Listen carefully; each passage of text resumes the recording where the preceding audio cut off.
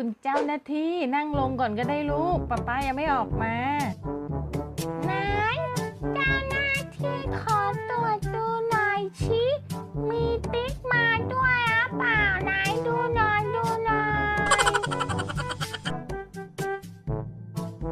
มารวยหนูจะไปไหนอะลูกป๊าป๊าจะไปทำงานลูกเจ้าหน้าที่ตำรวจจะ